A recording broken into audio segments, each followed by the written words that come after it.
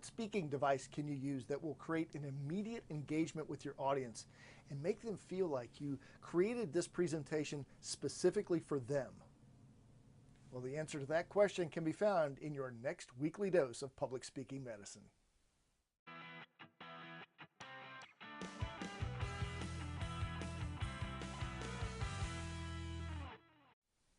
Imagine the next time you speak, within 30 seconds, you've got the audience howling with laughter and thinking, wow, this is going to be good.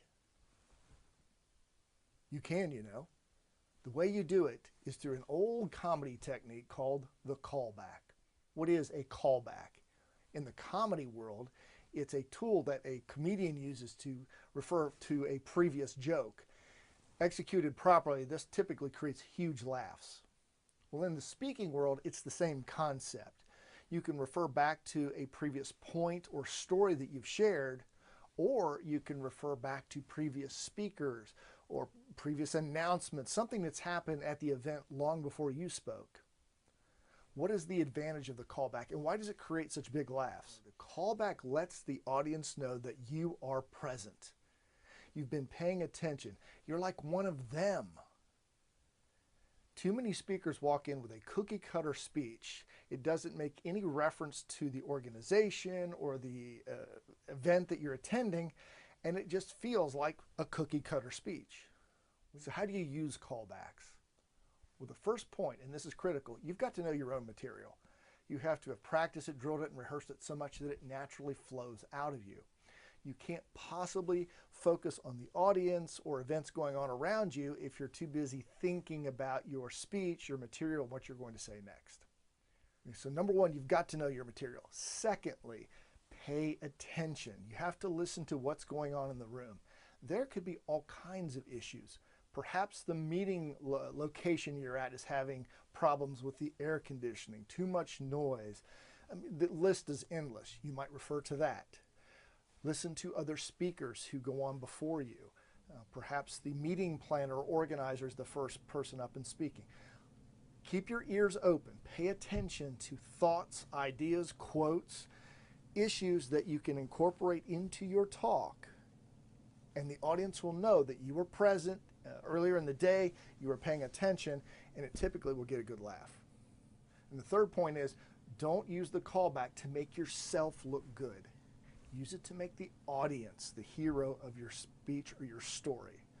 Because when you include callbacks and refer to other people, it makes them part of your presentation, shines the spotlight on them, and that's what the audience loves and often will laugh at. You're about to see a short clip of a practice speech I was doing not long ago.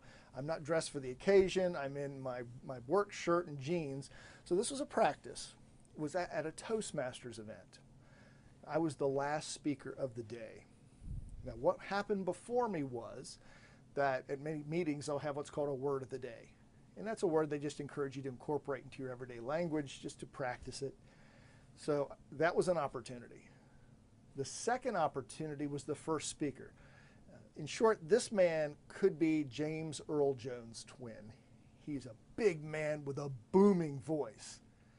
The third opportunity was a speaker who talked to us about how to develop the habit of saying no.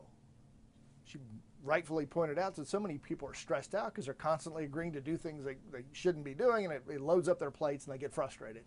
So she gave us this really neat little 5-step formula, which was number one, compliment the person who asks you.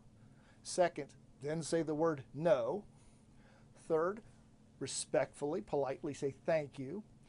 Fourth, excuse yourself, meaning just say something like, I have so much on my plate, I just couldn't do it justice, or you would be disappointed, something like that.